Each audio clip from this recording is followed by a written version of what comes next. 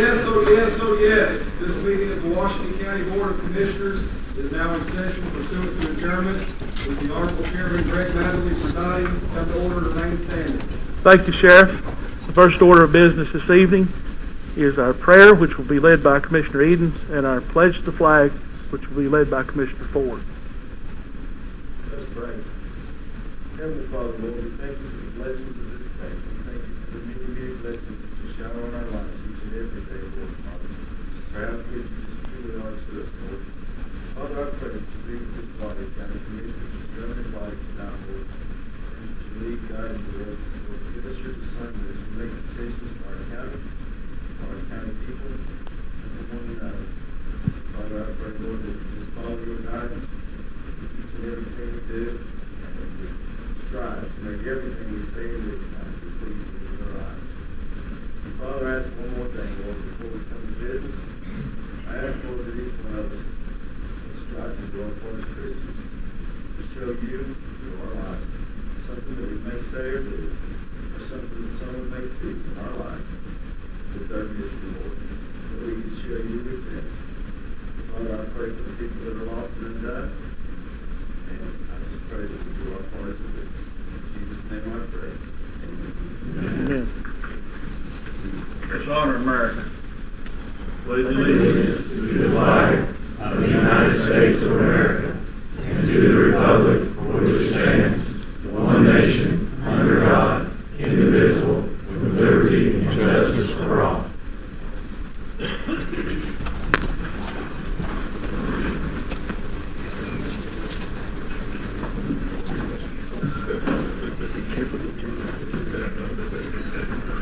Okay, if we'll go to the roll call screen, go ahead and indicate your presence here tonight.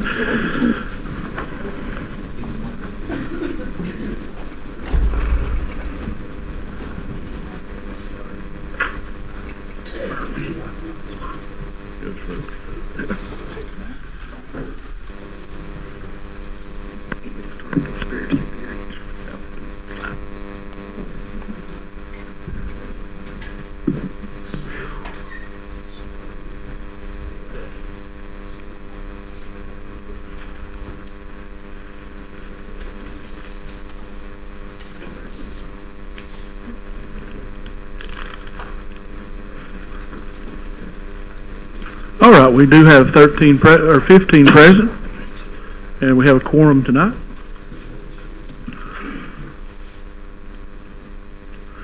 All right, the next item is approval of the agenda. We do have several items, two items, the TIF agreement, as well as the TIF project that have been requested by the JCDA to be deferred until the March meeting, till they can get some further items.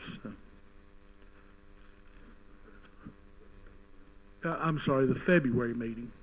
The original email was March, but this one is February. And as well, the Mitch Cox pilot agreement has been requested to be removed from the agenda this evening. And it has not been rescheduled to be back on the agenda. So if I could have a motion for the agenda. Commissioner Tester, did you have a motion? Second. We have a motion and a second to approve the agenda, less those items that I brought forward. Discussion?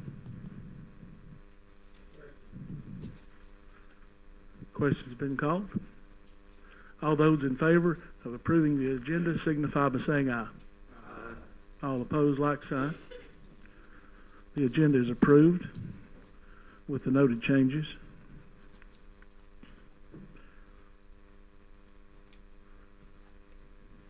Next item is the public comment section of the meeting.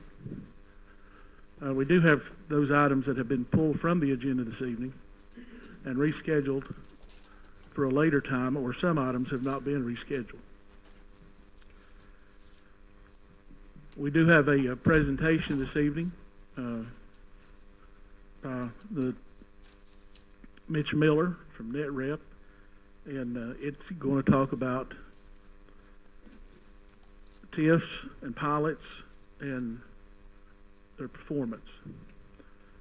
With these items off the agenda, I know several folks have signed up to speak this evening on public comment. With the rules of the commission sets forward that we can speak on items that are placed on the agenda. However, with those items coming off, some of you may not want to wait, or may want to wait and speak to the commission the night of the vote or the consideration of these items. Or if they are considered. However, we do have a few. If you would like to, when I call your name, if you would like to defer to speak till these items are on the agenda.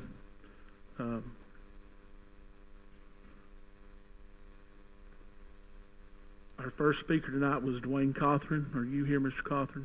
Yeah. Okay. Would you like to speak, Mr. Cothran? Yes. Okay. If you'll come forward, give your name and address to the clerk, please. 2316 Highway 81 South, Jonesboro. And if you'll... So I'm not able to speak on the behalf of the TIF. No, those items aren't on the agenda tonight. Okay, well... But no, we do have a presentation about TIF on the agenda.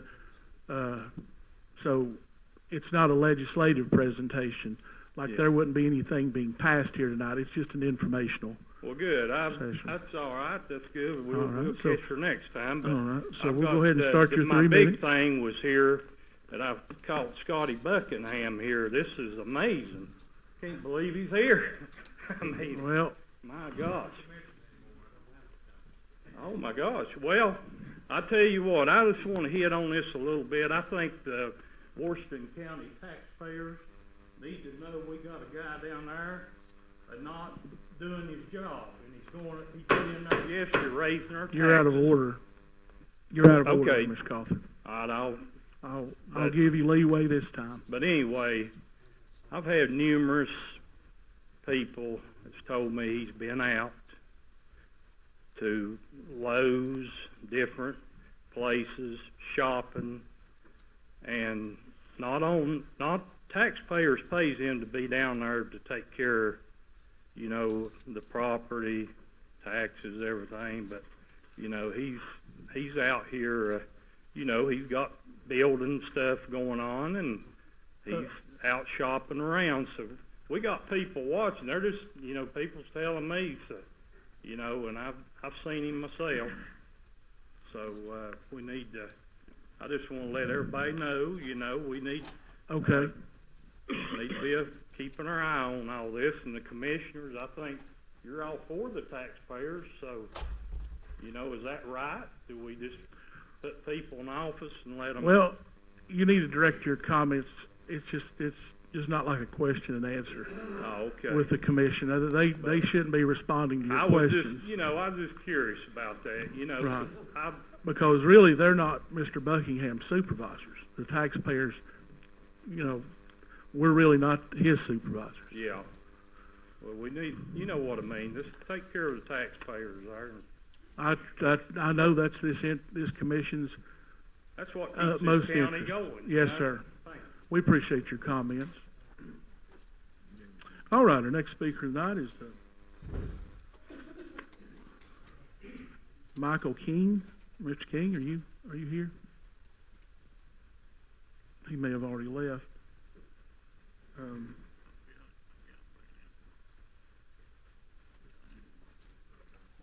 Okay, he may have already left.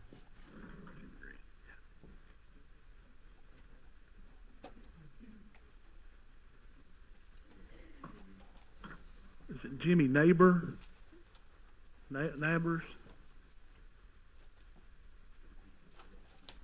All right. Ed Cantor. Come on up, Ed, to the podium. Thank you. You'll give your address to the clerk, Ed.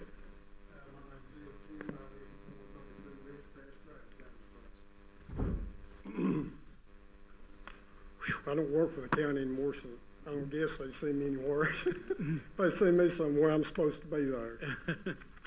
Where's Steve Light at? Well, you're retired now, aren't you, Ed? I mean, Yeah, you know, right, I so mean, they might see me anywhere up the courthouse, they might still think I work up there or something. I don't have anything to gripe about, I just wanted to come, and thank the commission for the 37 years almost that I worked for the highway department. Some of you know me, like Steve, Greg, and, I just recently retired from the highway department. I managed their asphalt plant and ran their state certified lab. And just wanted to come before you and thank you tonight for allowing me the opportunity to work and the benefits of the job. And I didn't get to load too much. I was kind of pinned down. So just a little bit about what I did when I first came to work there in 1982. They didn't have much of an asphalt program. They had an asphalt plant, but they had one mix design, one mix they used on all roads, whether it be topping or base or anything like that. And now we have 7 to 8 different mixes that coincide with state mixes. And we had one stockpile, one size rock, you know, and now we've got 5 or 6 different ones that allow us the opportunity to make the mix that we made for the roads. And we didn't have a lab at that time, and so there's only 2 that I know of. They have added some recently. Greene County has one, we have one that's state certified. It enables the county to do state aid work, save taxpayers money. Example of that was approximately $1,200,000 this year alone in state aid money that we did on received on our roads. And none of this would have been possible without the highway superintendent and the commission supporting me to allow me to do what I did about setting up a state certified lab. I went and took the certification test, and I designed all their mixes and test all their mixes, along with managing their asphalt plant. I've always tried to do a good job for the citizens of Washington County. I worked for the highway superintendent, but I always felt like I worked for the citizens of Washington County. I recently had to retire due to some different circumstances. I'd hoped to fully train someone to continue the work that we had set up for the state aid, and that was not possible. And I feel like my work has benefited the highway department immensely and the people of Washington County, and feel honored to work for them. And just once again, I want to thank you and all the commissioners in the past. Over 37 years, I've seen quite a few come and go, and had pretty good commissions, and really liked working with the people. And I guess I'll miss working there. Probably still come to commission meetings, hang around the courthouse, like the people. So just want to thank you all for allowing me to do that. Thank you, Ed. We appreciate your service.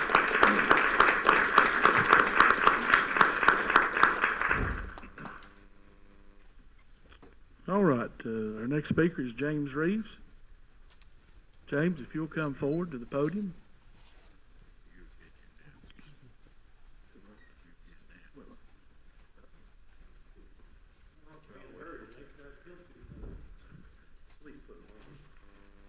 I do have some handouts, if that's okay. It's pretty much stuff right off the state website or your own county's website, but I just put it in the... Sure. Beginning of it deals with some of the tip stuff.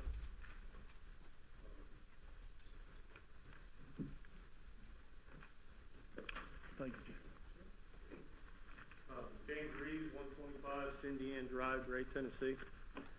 So some of the earliest, the beginning of that is just some property real estate assessments pulled off the state about, you know, the 2 properties, the TIF property and the pilot program, which has either been moved or delayed.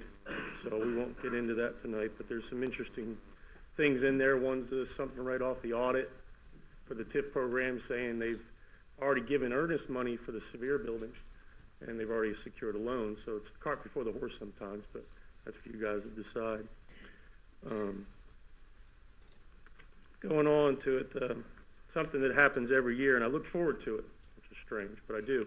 The annual report comes out in January, and this is where I get to see where some of the mistruths or deceits come in the accounting budgeting as it goes on. Right there in the middle of the report, and I've included some of this in the 2017 report, it showed $28 million in the capital funds project.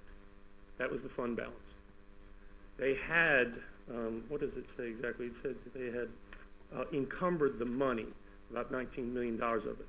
As of June of 2018, there's actually $21.5 million in the capital funds balance. But over $19 million of that is encumbered. It's included in there. It's in your big report you got tonight too. I just know where to look. Been doing it for 13 years. I would like to know of the nearly $17 million that's encumbered in what they call the education school capital projects. They have $17 million encumbered in that area. How much of it is left for Boones Creek? What's for buses? You don't know. You can't get in those specifics. It just amazes me that, the paper says there's only $5 million in the fund balance as of June 30th, but there's really close to 21 million. It's just give us the truth. I don't have to wait 6 months to see the truth. Because when I looked at the June meeting and looked at the financials for year end, it looked like we paid for Boones Creek twice.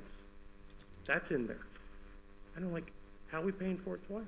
The actuals in there, $25+ million, and then 17, 18, it shows again we're paying out another $25 million. Also relieved to see that our county debt was never over $200 million. Never was. It's in there. There was people who said it was. It's just not what. It's not true. Another thing that was said a lot of last year, the county taxpayers pay $6 million, pay $12 million in interest every year. We don't. We pay $6 million in interest every year. That's in there because it's in that report. I hope you guys take the time to read it. There's a lot of good information in there. I read it every year thoroughly. There's also a little thing I included on the end there, and it's about how the state of Tennessee it does not restrict how much we borrow as a county. So that should never come into play. We all decide what the debt limit is here in this room for the most part. I like to inform some that I do know what I'm talking about, and I try to stay very informed. Thanks for your time. Thank you, James. All right, the next item, Mr. Ed Wolf. Ed? I defer till Okay. next month. Thank you, Ed. All right, that'll conclude our public hearing, and we'll move back into regular session.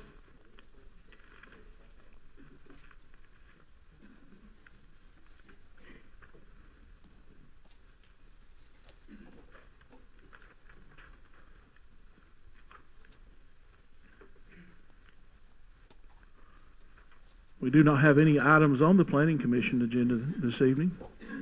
We do have the minutes from the January 8th meeting and the minutes of the January 8th meeting for the Board of Zoning Appeals in your packet. We do have several resolutions for special recognitions and proclamations. Mayor Grandy? Thank you, Mr. Chairman. Tonight we have a particular special honor with the assembly. Mr. Jack Daniels would like to come up here and be recognized. As you know, recently we lost a great friend of the county. A person devoted a lot of hours and time to serving the citizens, taxpayers of Washington County. And we have a proclamation of his honor. Thank you all for being here. Eva, Jim, Jerry, Jim, and Jason. Thank you all for being here tonight. Whereas Jack Dalton Daniels served Washington County as trustee for 28 years, from 1986 until 2014. And whereas Jack Dalton Daniels, the son of William C. Bill and Anna Crawford Daniels, was born, raised, and educated in Washington County and was a member of Brethren Church all his life. And whereas he enlisted in the United States Army in 1954, and in 1955 married his bride, Eva Nell White, on leave from the service, and returned to Johnson City in 1956 to attend East Tennessee State College. And whereas he graduated with a Bachelor of Science degree and Business Administration degree in 1959 and went to work for private industry before becoming an auditor for the state of Tennessee. And whereas in 1986 he sought the trustee post of Washington County, stating that the office would be operated in an efficient and professional manner, and a promise to the community he kept for almost 3 decades. And whereas many in the community considered him a legend, as he went about the business of collecting the county's property taxes while accounting for and distributing county funds. And he prided himself as having tried to meet the highest standards in meeting the responsibilities of the position and assuming the challenging aspect of being the tax collector. And whereas Jack Dalton Daniels' common sense and humor illustrated the role of taxation when he answered the most commonly repeated question of, where do my tax dollars go, by asking, well, what road did you use to get here this morning? And smiling. And whereas the celebration of his service to Washington County accompanied his retirement in August 2014, where his lifetime colleagues spoke of the friendship they had found while working with him. And whereas the day after Thanksgiving, Jack Dalton Daniels passed away peacefully on November 23rd, 2018, surrounded by his family. Now therefore be it proclaimed by the Board of County Commissioners of Washington County, Tennessee, that we do hereby recognize and appreciate and applaud Mr. Jack Dalton Daniels for his willingness to serve and befriend Washington County, and declare the week of February 25th, 2019 as Jack Dalton Daniels Week in Washington County. Anybody know why we chose that week? Of course, that's what taxes are. Motion made to approve the proclamation, seconded by Commissioner Ford, seconded by Commissioner Wheeler. All those in favor signify by saying aye. All opposed, like sign. Proclamation passes. Thank you all so much.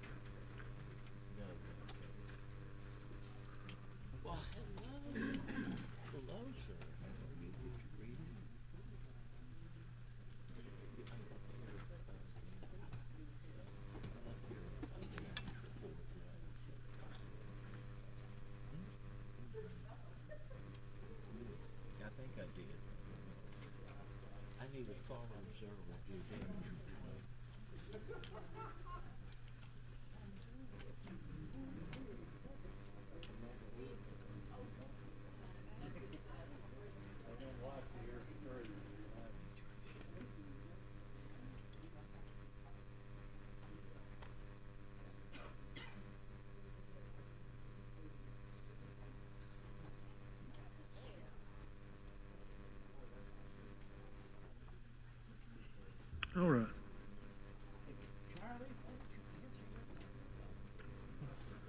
We have another item on the agenda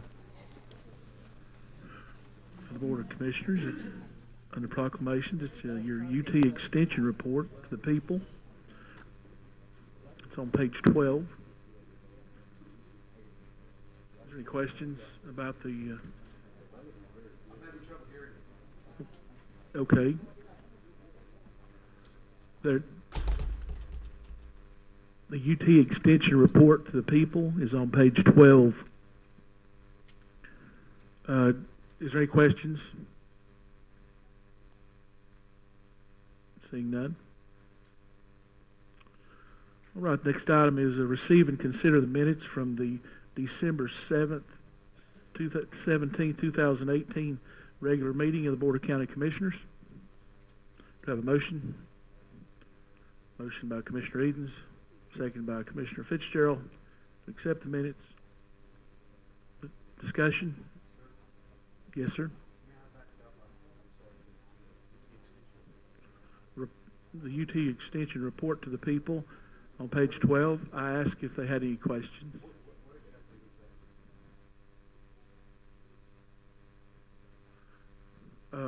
It's just a report from the Agricultural Extension Office, what they've been doing.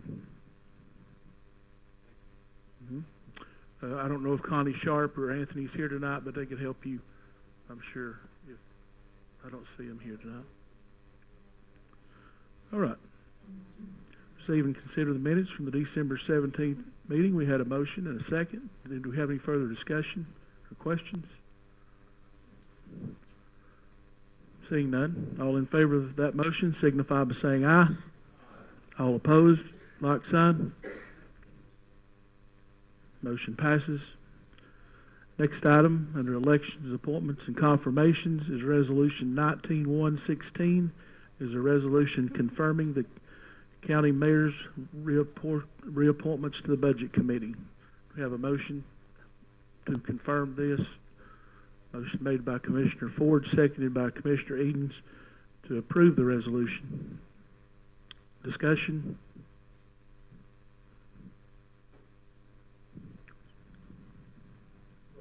Questions been called? Madam Clerk, if you'll switch us to the voting screen, go ahead and cast your vote and lock it in.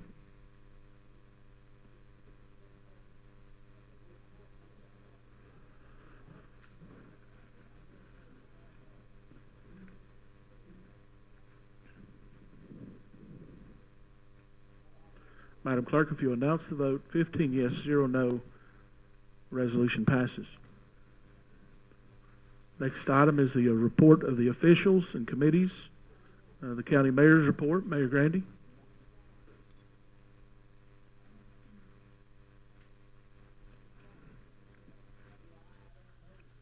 Thank you, Mr. Chairman. Well, good evening again, everyone. We are at the top of the year. A new year has begun, and it has been 150 days since the new team took office and the new term began.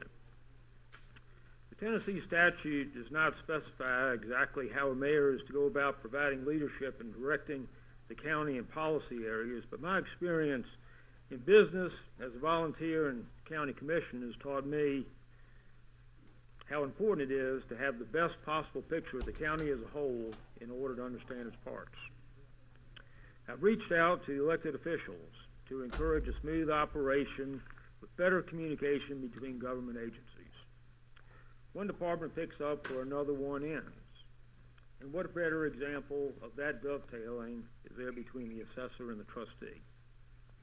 I've asked each of them to be with us here this evening to give us an update on tax collection and what to expect with the 2019 being a reappraisal year. This commission, with its seasoned veterans and its newly elected representatives, you 15 commissioners, now have your first quarter's work behind you. And that includes a Saturday goal-setting retreat to workshop priorities. Thank you all for taking time away from your families on a January Saturday morning to identify how you can come together in order to achieve the goals that we set out for the county. Progress requires cooperation, and I am so proud to work with the legislature that wants to develop ideas that will improve Washington County, not just critique it. So this meeting presents a good opportunity to address you all generally and answer some of the initial questions I have heard my first few months serving as Chief Financial Officer of Washington County. I hope to also provide some insight into what the Chairman has on the agenda this evening and where I see us heading over the next few months. By the way, thank you, Mr. Chairman, for including me and the other officials at the early part of the meeting so that the public and the Commission have the benefit of any comment before considering the business at hand. It's no secret that I view one of my highest priorities to be the creation of jobs that will help raise the median income for people in Washington County. It's never about the money, it's about how the money is valued and what it buys. The fundamentals, housing and food. Then there's basketballs, baseball gloves, dance and music lessons, math tutors, cars, insurance, college tuition, and something to share with the church, with friends and neighbors. The list goes on. But the point is, that with the job opportunities come personal opportunities. There's lots of value in a quality, stable job. So turning to jobs, that brings me to the introduction of Mitch Miller and Alicia Summers of Northeast Tennessee Regional Economic Partnership, aka NetRep. In the 5 years that Alicia has been with NetRep, she has assisted in the creation of more than 3,000 new jobs and assisted communities and companies in securing more than $9 million in grant funding. She has helped bring $92 million in wages to the region, $65 million in Washington County. She's an ETSU alum who brings to this region the benefit of years as a business consultant with the State of Tennessee Department of Economic and Community Development and as an executive director of the Northeast Tennessee Valley Regional Industrial Development Association. So why am I spending all this time talking about Alicia? It's because in Washington County, we rely on her expertise. She is responsible for industrial recruitment, industrial retention and growth, site development, workforce development, and incentive negotiation. Her insight into state and regional standards gives her the ability to negotiate conservatively and still get the deal done. But first, Mitch Miller. Mitch was recruited from Charlotte, North Carolina with 4 years of executive experience as a highly competitive and successful market. He was part of the creation of Washington County Economic Development Council, which is now part of NetRep. As CEO of NetRep, Mitch has the daunting task of keeping focus on teamwork and an umbrella organization that covers a good-sized region of counties, each with its own individual priorities. It is because of their expertise that I've invited them here this evening to provide background information to, one, better understand the difference between a TIF and a pilot, both of which may sound familiar without actually being understood, and two, to share with us a summary and review of each of the key terms in the 7 pilots agreements that are in Washington County today. So, with that, Mitch, if you join us up here, I'm going to stand out of the way. Thank you, Mayor.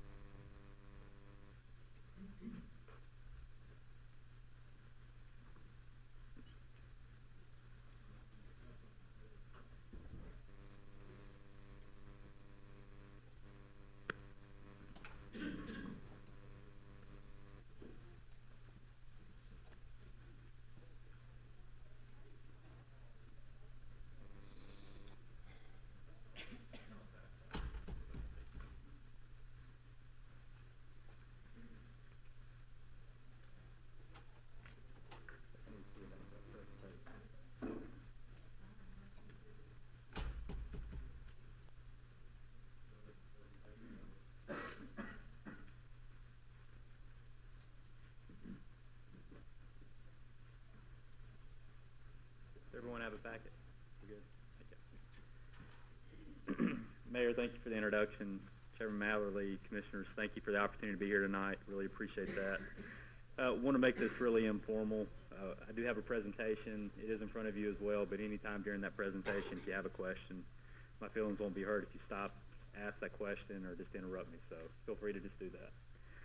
So as I've thought about the position that most of you are in, as new commissioners coming in and trying to understand everything from school funding to how government works, operational side of it, and then economic development is thrown in there.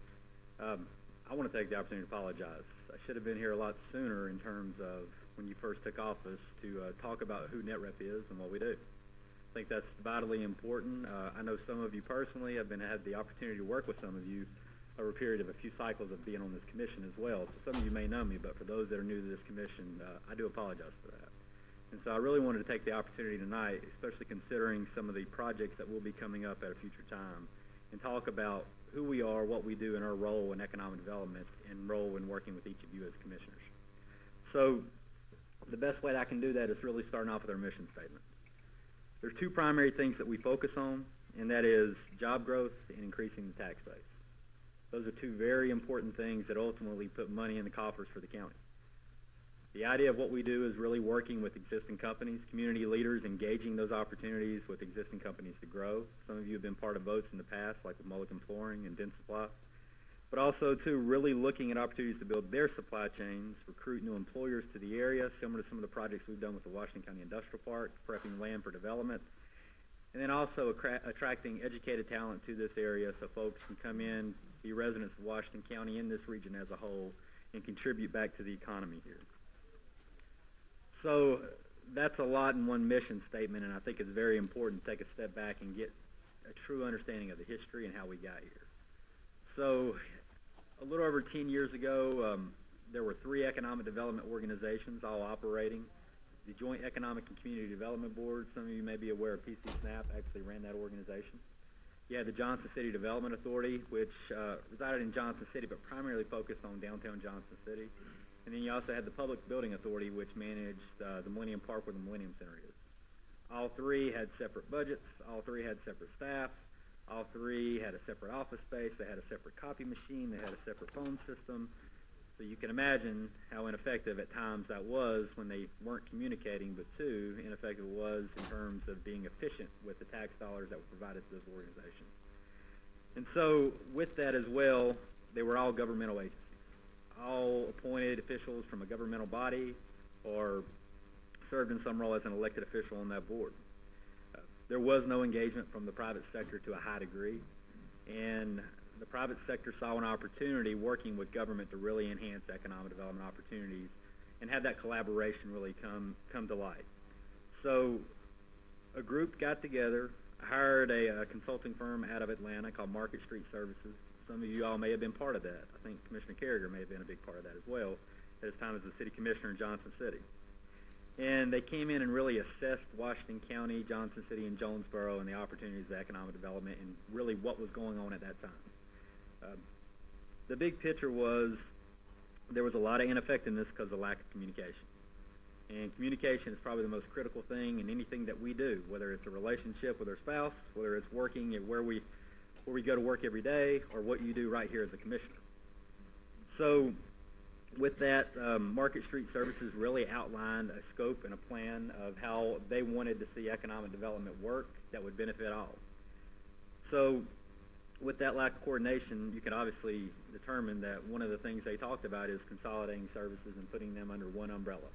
So communication was forced to happen, that when someone was looking at downtown, but ultimately looking in a manufacturing sector, that the Downtown Development Authority was talking to the Economic Development Board. And vice versa, if someone came into the community looking to start a small business and wanted to consider Johnson City as a whole, that they got pointed to the right people. So all this came together, and a CEO was hired in July of 2010, and ultimately he worked over the next 6 months to consolidate those groups and have one unified vision under one umbrella. So that leads to ultimately where we come in with NetRep and the new acronym that you all have heard about recently since coming on this commission. And I came in January of 2011. I had an opportunity to really see the Economic Development Council come to fruition, which was a great learning experience for me. But more importantly, I had an opportunity to work with elected officials and private sector businesses to really recruit opportunities to this community. So as we saw success in Washington County, a lot of our neighbors saw jobs leave the region, leave their communities. And in about, I think it was 2014, the executive team of Nuclear Fuel Services reached out to me, and they reached out to Gary Mabry with the Johnson City Chamber of Commerce, and they asked us to come down and talk about what we could do to help them recruit talent to their area. They were having a really tough time recruiting engineers. Another piece of it that was kind of scary when you think about a 700-job employer, they talked about how 50% of their workforce was set to retire over the next 5 to 10 years. It's a lot of folks. That's 350 people that are set to retire out of a pretty big piece of our economic engine of this region. And as we sat there and were concluding the meeting, I just asked a simple question to the 7 of them. Where do you all live? All 7 of them lived in Washington County. All 7 of them probably made over $100,000 a year. All 7 of them really are an important part to the economy of Washington County because they not only live here, but they're spending their money here, sending their kids to school here. And as I took a step back and thought about it, I went back to our board and talked about the need to really look on a regional scale of the importance of economic development, because if that employer were to move operations somewhere else, you will feel the impact in Washington County. so as we looked at how do we move forward, it really was determined that we needed to work as a region. And what was obtainable was really looking at the metro at the time, the Johnson City Metro, made up of Carter, Unicoi, and Washington County. And so that was a lengthy process. There were a lot of conversations with governmental officials, with private sector businesses in each of those communities, and it led to the formation of NetRep, where we actually kicked off officially in 2017. We were able to work with public and private sector to raise over $5 million to go towards a program of work.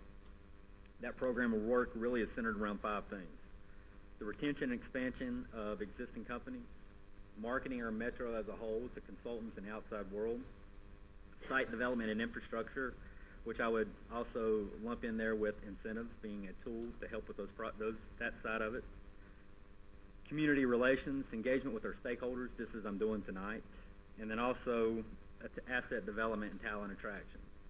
More of an unconventional style economic development, but when you're not growing as a region, we have to do everything we can to attract people to come here and fill jobs and be citizens in our community. So it gets back to really what we're here to talk about tonight and future projects that we're going to ask you all to consider. How does all this work in terms of incentives and roll into what we're trying to do as an economic development organization? There's really two tools in our tool bag. One I want to talk about is tax increment financing. This has really primarily been used with the Johnson City Development Authority. Back in 2006, ultimately this commission heard a presentation from the JCDA and allowed the JCDA to move forward with a TIF district and utilizing that tool to recruit new opportunities for redevelopment and also jobs into the downtown area. And TIF primarily is a way to offset new taxes based on improvements on real property. They're used to improve blighted areas, enhance infrastructure, and create opportunities for redevelopment. And really the best way to explain it, it's a way for developers to secure a loan for a project and have money up front to go into that project to make it viable. This is not new to Washington County. This is used all throughout the state of Tennessee. Leading into this meeting, I got curious about Knoxville. It's a region that we consider a competitor, that we lose a lot to at times. And currently, as they sit, they have 47 TIF and pilot projects on the books. That's a lot. We're barely over 10 when you really look at it from the TIF and pilot standpoint. Did some research on all the stuff like that. Since 2008, Knoxville has done 286 million TIFs. It's been a big way for them to create opportunities for growth, specifically, in their downtown, but also, too, they've done this on sites outside of downtown Knoxville. To recruit anchor tenants, do residential developments, it's been a pretty significant tool for them, and for a region that's experienced anywhere between 5 to 6% of growth per year, it's pretty substantial. I bring that up because it's not uncommon for communities. Knoxville is a very close competitor of ours, only an hour and a half away, to say that this is something that's not just new to Washington County. But I do want to make sure that each and every one of you all understand how it works. That's why we've held workshops. That's why we want to come in and communicate. And we've had conversations one-on-one, or we've spoken to the CIA committee. I want to make sure you all as elected officials fully understand this and are comfortable in the things that we're asking you all to vote on. As we look at the downtown TIF district, to kind of give you an outlay of what that looks like, 25% of the revenue that's created in that district, and when I say baseline, that goes all the way back to 2008 when the base taxes were set. So anything in terms of new tax assessment that's coming into that area, ultimately we are able to capture that as the development authority and use that to make projects work. Make projects work in that district, whether it's redeveloping dilapidated structures, doing improvements to infrastructure in and around that area, and just trying to bring economic growth there. So the way that it is structured within the county, that a project is completed, Washington County reinvests 75% of that tax increase in taxes back into that district to allow the JCDA to go out and make projects happen. 25% stays right here with the county and goes towards the operating budget. So since 2008, the TIF district values increased $88,698,700.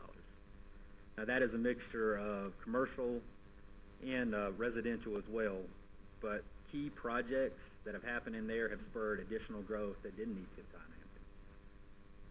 I don't want to come before this commission to ask for a TIF for every single project that's coming into downtown. What we look to do is try to look at substantial projects that we think will benefit all of Washington County, increase that tax base, and bring new jobs to this area. Specific projects like University Edge, that was a former foundry. You talk about the cleanup and the environmental implications with that site, the infrastructure that needed to go in there to actually service residents of a new student housing complex. You look at Cherry Street Commons, an old industrial warehouse where basically the floors were slanted about 4 feet because they used to take tobacco bags and let them flow down the hill to the railroad. And you look at Paxton Place, which basically was a single-story area made up of about 3 buildings that were in very bad disrepair, and not really much was going on with that, and we were able to convert that into a 27-unit apartment complex to bring more residents into downtown. All these projects have increased value and ultimately have helped the county in terms of operating revenue as you look at things like funding schools. Another tool that we have is payment in lieu of taxes, referred to as pilots.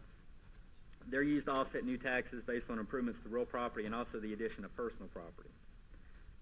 Primarily, pilots are used as we look at industrial incentives, as we look to recruit companies, say, in the Washington County Industrial Park. All 3 companies that have landed out there have been part of an actual payment in lieu of tax deal. Also, as we've looked at improving projects and vacant buildings that have been in Johnson City recently, some of those projects have been pilot incentives as well. We really want to make sure as we look at these deals, is there a reason as to why we do that? I can give you a great example, and some of these are outlined right here with pilot projects. A pilot hadn't been done in Washington County since 2007 until we hit 2014. We were just going through the recession. As we really looked at some of the challenges we had as a county to recruit jobs to this area, it became very evident we didn't have product. And when I say product, it's just like as you go out to sell something in your line of business, if you don't have anything to sell, chances are you're not going to do too well. So we really were trying to assess the product that we had. We had a facility in Traco that the roof was bad. Basically, it had been sitting empty for about 3 years. A lot of damage had been done to that facility. A lot of things had been stripped out, like the copper wiring. As we look at the Bosch facility, it was in decent condition but needed major improvements. That was another big loss that we had to the community. As we look at the old Superior plant out in East Johnson City, that was another building that had been sitting vacant for some time. There were quite a few pigeons in that, and I remember walking through that with Neil Poland with Mulligan Flooring. And so altogether, we had about 1 million square feet of industrial space that was vacant at the time in 2014, and a lot of it was in disrepair. So as we strategized as an organization and working with Alicia as well, we tried to figure out how can we spur growth and create opportunity. And we realized pretty quickly that if we could create an incentive deal for companies to consider these spaces, ultimately they could improve those buildings and bring jobs and fill up space and put it back on the tax roll in a productive way. So as we sit here today, all that space is basically in Johnson City, where we really focused at that time where we had the heavy influx of that industrial space. It's all full. And if you really want to look on a large scale, at that time, the facility in Gray that Mitch Cox had considered and brought forward to you all a few meetings ago, that was actually occupied at the time and since had become vacant. But also, too, I want to point out the Washington County Industrial Park. It's more than just a facility. Alicia has done a great job utilizing her relationship and expertise in the industrial side of things to get this site ready for development, to get these 2 sites ready for development. We have 2 industrial sites, one that will house 500,000 square feet, the other that will house 150,000 square feet that has infrastructure, road, water, sewer, all ready to go to it. I bring that up because in order to make a deal happen, we are going to have to consider a pilot. It's going to have to be something that this commission ultimately takes up and decides, is this something you're willing to do and want to do, to create jobs into this community. And so I want to make sure as you make that decision in the future when that time comes that you have all the information you need and you understand how these programs work. So in how we fit in all of this, I really rely a lot on Alicia. When it comes to utilizing these incentives, primarily pilots, and I'll have her come up here and speak to each of the pilots that we've been able to use here in Washington County. But Alicia is our Vice President of Business Development. Her scope of work really is focused around industrial recruitment, working with our existing companies that are here, looking at site development. She was our point person for the Washington County Industrial Park. She was actually able to go out and obtain grants almost to the tune of $1 million to go towards that project to support Washington County, and really working with each of them on talent attraction and workforce development. I think Joe did a great job really introducing her and talking about her expertise, but the 5 years she's been here, she has been really a key figure to help create those jobs here in our community and really getting sites and buildings filled up. Her role working with the local RITA, the Regional Industrial Development Authority, is part of the reason why we wanted to bring her on, because she had a lot of relationships with her existing companies. But two, she understood the industrial side of things and what it took to land a deal. And then having the expertise working with the state of Tennessee, with the Department of Economic and Community Development, working directly with companies as they were obtaining incentives and making sure projects got over the hump. I can't think of a better person to hire and come in and really do that role for this organization. So with that being said, I want Alicia to come up, really talk about the pilot process and how we've been able to use it as a tool to create jobs here in this community.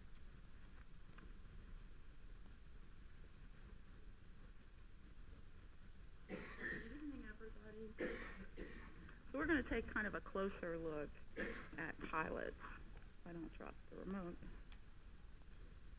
Okay, so just a little bit of background on pilots. So they're created by state legislation, and they enable industrial development boards to discount, reduce, or freeze taxes, property taxes, for up to 20 years. Remember, industrial development boards are independent, and they're appointed by the commission.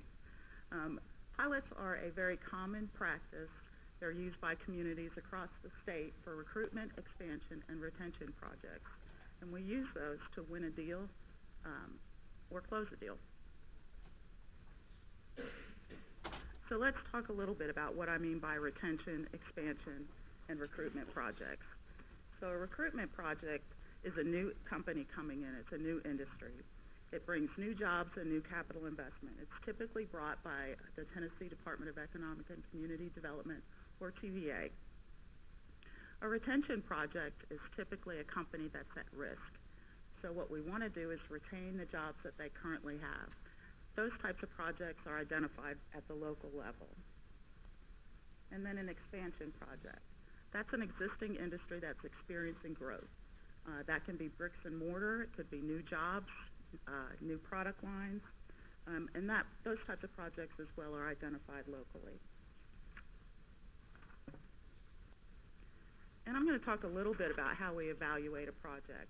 So we look at a variety of factors, including how it benefits Washington County. Will it bring growth and opportunity? We look at new job creation. Those typically are full-time, and it's over a 5-year projection. We look at the wages. Will it help us move above the median income? And then we look at the capital investment over a 5-year period as well. When I talk about capital investment, what I mean is spending that has long-term value to a company. It could be the building, it could be the purchase of additional land, infrastructure, acquisitions, landscaping, a variety of factors. And then one of the other components that we look for is workforce availability. Now I know that's a priority for this commission, and projects right now that are coming in are really hyper-focused on the workforce. 3 years ago, it wasn't that way, but currently everything has a workforce component.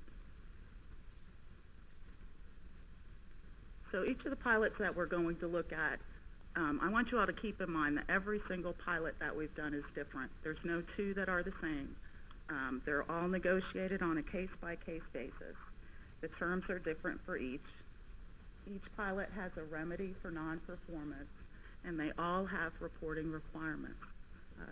They vary from one pilot agreement to the next. And then each of the pilots that we're going to look at tonight has either met or exceeded the terms of their agreements. I hope you all can see this. So the first one we're going to talk about is Nakatetsu. So Nakatetsu was a competitive recruitment project back in 2006. It partnered with Koyo out in the Washington County Industrial Park in Telford. So those projects came together with a consultant leading the chase for both projects to land at the same location. They ended up landing, like I mentioned, in 2006, Nakatetsu had a $12 million capital investment projection and was projecting 58 new jobs over 5 years. They had a baseline number of 0, as all recruitment projects will have. And when I say baseline, that's the existing numbers, the existing number that a company has when you start the count. So if we're talking about an expansion, that number's not going to be at 0. It's going to be at whatever the existing full-time head count is at that company. So anyway, so they had a baseline number of 0. Their performance reports are due on the 31st of January of each year. They started their pilot in 2006, and their pilot is now completed. So they've gone through the terms of the pilot, and they're now paying 100% of their property taxes. The next one we're going to look at is Koyo, and as I mentioned, Koyo came at the same time as Nakatetsu Machining. So they started at the same time, 2006, landed on the other site in the Washington County Industrial Park. They had a $20 million capital investment and projected 100 new jobs over 5 years. So just remember, everything that we're going to talk about has a 5-year projection. We look at that on the local level in terms of 5 years. The state looks at their incentives in terms of 5 years, and TVA looks at theirs with 5-year projections as well. So Koyo's baseline was at 0. Their pilot started in 2006, and some of you might remember in 2016 they came back with a qualified expansion that was written into the terms of their agreement, and so they invested another $8 million and projected the creation of additional jobs. So their reports are also due January 31st of each year.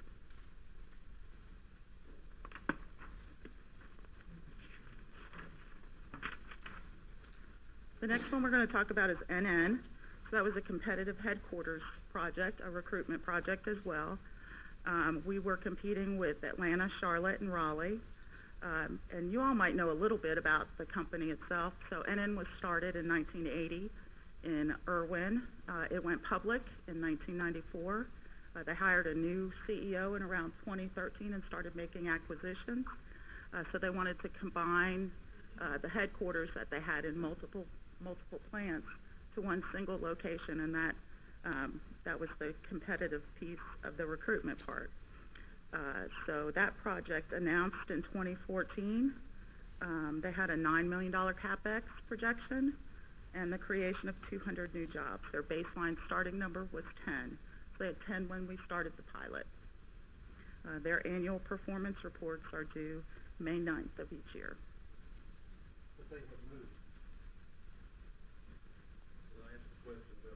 Certainly. I've looked, this is one of the pilots, I guess. You're out in the community, you probably hear a lot about them. People read about them in the paper. And they don't really just, then is one that comes up a lot. Are you telling us that NN has met all of the agreements that was made for this pilot? They have met or exceeded the terms of their agreement. So they have 200 employees there now? That's not the term of their agreement. Their agreement outlines that they have a certain period of time to create those 200 jobs. What about the capital investment that they said they were going to make? Has that been made on that project? I can get their reports if you'd like. If you'd like to send me an email. I've looked at what the county has and assessed that, and what they said they were going to spend, and it's way below the numbers. The thing to remember about what the records that the tax assessor has is, if you remember earlier, I talked about capital investment and what that meant. Capital investment is not necessarily just what shows up on the tax rolls. So there's other expenditures that are included under capital investment that may not be taxed on. So investments that we're not receiving taxes on. Correct. If they made an acquisition of another company, construction on the building, there's lots of factors that go into capital investment. Well, the construction on the building will be part of it, because that's part of the assessment on the property, as well as anything they buy, personal property or in the business. But so you're saying if they bought a company somewhere else, that would count as part of the capital? Part of the capital investment. It does not just count building and land or machinery and equipment. There's other variables that go into it. Like I mentioned, if you'd like to send me an email, I'll follow up with you. Okay. I'd like to hear it in county You're out of order, sir.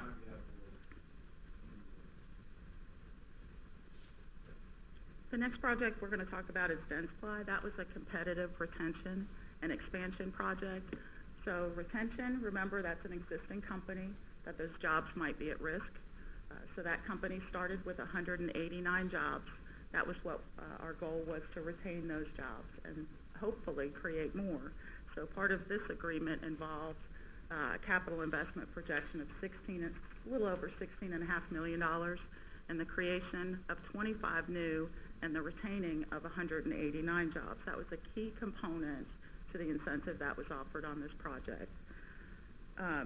Their baseline, like I mentioned, was 189.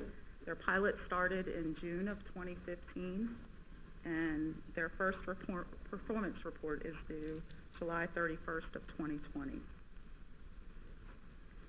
I have another question about that. Just like when you said with N&N, that the 200 jobs were not part of the pilot, how could we see what these agreements are? Because I was led to believe that was, and when you look at this, you're saying that they have 189 baseline jobs. Do you know if they still have that many people employed there? Their first report is not due until 2020. Because I've actually been told they have less than that now. One other thing to note on Dentsply is we competed with Oklahoma on that project. So one thing I'm not sure I really drove home was that each of these projects are competitive. There's a competitive component to every single project that we're going to mention here tonight. Could you answer, do you know if there's less than that working there now? I don't have the records with me. So you don't know the numbers? Not offhand, I don't. Okay. I have a question. Can we have a meeting, an open forum meeting in a county commission where you do have those answers and records? If you'd like to send me an email, I can get it to the attorney for the Industrial Development Board that has those records, and he can send you the records. But I'm talking, can we have a meeting like we're having tonight with you and Mr. Miller to have a question and answer session on what you're presenting to us? A lot's being presented, but we don't have a lot of answers to the questions that are coming up, and there's been very few questions coming up to this point. And I'm sure there's a lot more questions around this table, but the only answer we seem to be getting is if we'll shoot you an email, you'll shoot us something back. I'm talking about for the taxpayers' benefit too. Yes, please. Mr. Reed, you gotta take into account, it's not a snapshot in time of where they are. Ultimately, when you look at Dentsply and the first report due in 2020, that's ultimately a meeting their standards where they're at, with what's out in that area. And there's a remedy in that if they do not, there are fallbacks, there's provisions in there that protect the county taxpayers. I understand, but I think all I'm asking, maybe I said it wrong, I think all I'm asking is, if you have an opportunity to shoot me an email and give me the answer to that question, for instance, the question of how many people are employed there now, based on the time frame of the total number of employees they agreed to have by a certain time. If you can shoot me that in an email, then I would appreciate the fact of you being here in person and having that information in front of you to answer that question. You know, your answer to my question instead of me and you communicating through an email and me being one of 15 commissioners that's involved in that. And Commissioner Edens, if I could just jump in here. So they're not required to file a report with us until 2020. I've got the current report numbers for all of the rest of the projects. The terms of their agreement outline that their first report to us in terms of performance is not due until 2020. So do you have it on N&N that you asked about? I certainly do. I don't have the report with me. I have the number. Just a point of clarification, so your point being specific to Dentsply, it almost doesn't matter how many employees they have now, the benchmark for measurement as to whether or not they fulfilled their commitment is January of 2020. Correct. Correct.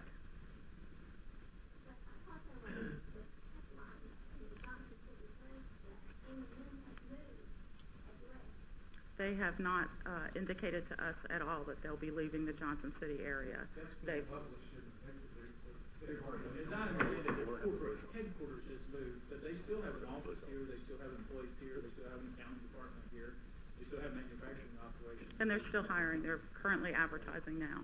They may have moved the corporate headquarters, they haven't moved the office that's there on Mockingbird Lane. Correct. Well, if you have the numbers, you know, we asked, it said 10 to start with, and we heard 200, so how many people are working there now? As of their last report, which was May 9th of last year, they had 62 62 at the corporate, at the office in Johnson City. at the office in Johnson City. Okay. And as I mentioned, that was from May 9th. Okay. Thank you. You're welcome. Sure. Here, well, you two guys have been up there, I think part of the issue with some of these is, you're talking about terms of the agreements, all being different and all these, and I would venture to say that a lot of city people have no idea what the terms of those agreements are, and the public doesn't know what the terms of the agreements are. And when questions get asked, you don't get an answer, or there's not an answer in public, it's in an email. So I think what you guys are just trying to say is, we represent the public, that's what we're here to do. And the transparency of these things, to me, is one of the big issues. So, I agree with that, yeah. so each of the agreements, and they're called tax agreements, are different.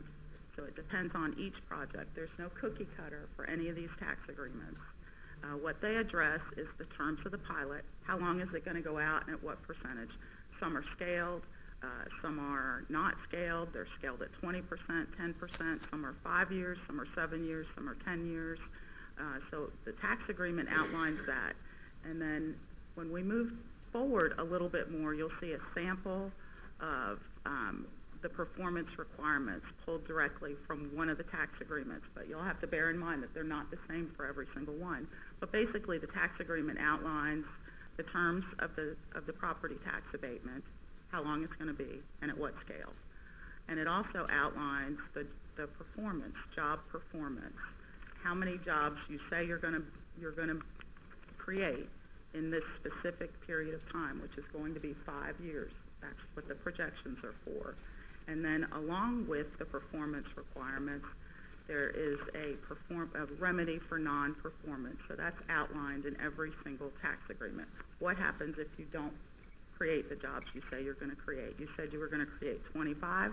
You've got 5 years to do that. We get the last report, and you didn't create your 25 jobs. Here's what's going to happen when you don't create those jobs.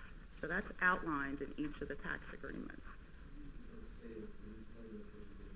Sure. So you can bring you can do a property tax abatement for 3 years at 100% on the improved value on the property. So as an incentive, they pay no property taxes on that improved value for 3 years. So it's abated at 100 or discounted at 100%. In year 4, they're going to pay 25% of the value of the improved value. In year 5, 50%. So that, in that particular instance, it would go up 25% each year. That's just an example. That changes with each tax agreement. It kind of depends on what the project, what's driving the incentive. Is it freeing up capital on the front end, or is it something that can be split up over time? So if you're negotiating with a prospect and they need the capital freed up on the front end, then 100% abatement the first 2 years would work well, because it's a savings to them right on the front end.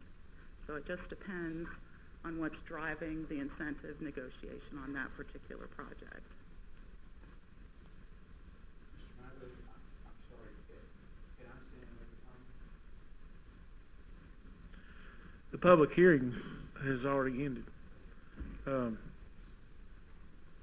I could only go to the commission and ask them if they would like to hear your comment. I'd like to hear it. There's no objection. Right now, currently, we have a proposal going on. So if you will remain seated, I'll get to you as soon as we can. But I'd appreciate you letting us finish this, and then I'll come back to you. So let me mention, too, about the tax agreements and all of the documents pertaining to each of the particular pilots. So we keep a copy. The county attorney's office is given a copy. the Industrial Development Board has a copy, and the company has a copy. So there are copies of all of the tax agreements. How many pages long is it? Well, the tax agreement is just one of the documents that's included in a pilot closing, but tax agreement may be maybe 10 pages on just the tax agreement. There's, like I mentioned, there's other documents that go along with the tax agreement. So all those documents are going to be turned in, or just the tax agreement? I believe they don't have the entire package for the closing documents unless it was specifically done through the Washington County Industrial Development Board. Big notebook, you know, it's kind of like closing on your home. A bunch of documents, only multiply that by about 8 times, and it's about that thick. But for the pilots that were done at the closing documents, if they were done through the Washington County Industrial Development Board, then the county attorney's office has those. If they were done through the Johnson City Industrial Development Board, then we have those. I think that these are pretty complicated arrangements, and there's a lot of moving parts. And, there are. You know, there's that through another semi or quasi-government body, the JCBA or the IDP, and I think that's part of the issue. Transparency and just understanding of it is very complicated in terms of, you know, X, Y, Z, this happens, this happens, this happens. You know, the IDP takes a loan out in my building, they hold the title, or, you know, how all that works. And I would appreciate it if all of us could have good explanation of how they work, and the public too. You know, we've done a couple of, now, I've been with the Northeast Tennessee Partnership for about almost 5 years now. We've done most recently a TIF and pilot workshop, I believe back in October, that Mark Mamontoff came in and did. We'd be more than happy to see if we can get either get him to come back in and talk about the differences and the types of incentives that pilots and TIF are, or we can get our hands on the presentation and just kind of play it that way. We're happy to do either. Do you have a preference? Pretty well.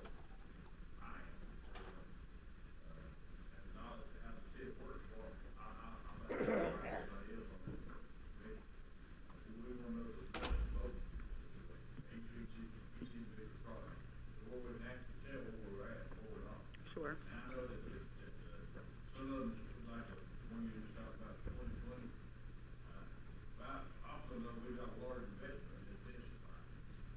But I was on commission on that too. So the Dentsply was both a pilot and a facility lease, and I believe 2018 was the year the lease payments started coming on that one. Dentsply, yes, their first lease payment was due June 29th of 2018.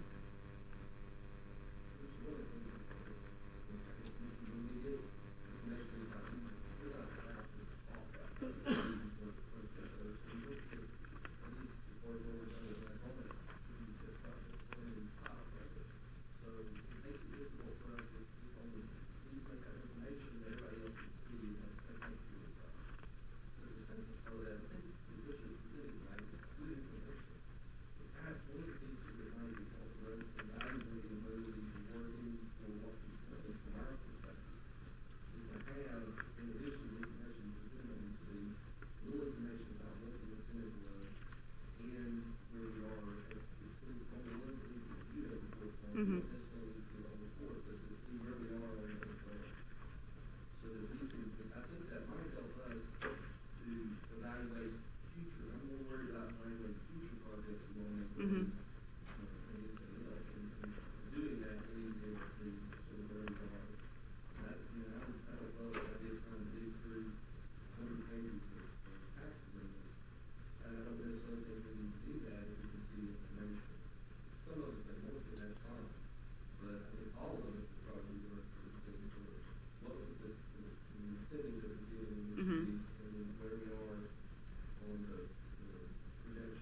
Okay.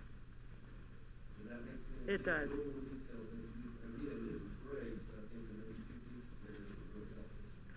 So would it be helpful for me to put that information back into this presentation and send that back to you all? Okay. Okay, so what you're looking for is their current number, head count. Where are they? On their current head count according to their most recent report, if I understand correctly. And then the other piece of that was what was the terms of their agreement in terms of how long is the pilot and whether it's scaled or not scaled. I do have that information about, I think, the majority of these. Their current capital investment. Some of the companies are not required, according to the terms of some of the agreements, which are all different, some are not required to report their capital investment, that the incentive was based on the job creation. So we may not have a capital investment report for some of those, but every single one of them has a job creation component. And you can do that. Yep, I certainly can. Yep, I certainly can. Alicia, I think what's needed is, when you take all this information and boil it down, so you can see who's performing and who's not performing, what they need to do, what time frame they need to get in, and then maybe a little information as to what the penalties are if they don't. Okay. If they don't render it 6 months by a certain time. And I understand the difficulties that you got, everyone's different. But if somehow you can synthesize and boil it all down to where, we know what's at risk, are they performing or not performing, and what are the remedies. We can do that. We can put together a summary on each project that adds in that job creation, where are they, and what are the terms of the pilot. Because I think that's what I hear being asked is, these companies performing, and if they're not performing, what's the remedies out there, and how much exposure for the taxpayers. And you got to remember, too, that the start date, as we're looking at these, we've done maybe one a year.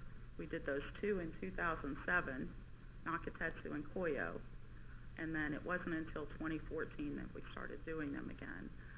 So the one that we did in 2014, the terms of their agreement are coming up to a close now. If you look at the 5-year projection, the one that we did in 2017, they're early on, and so their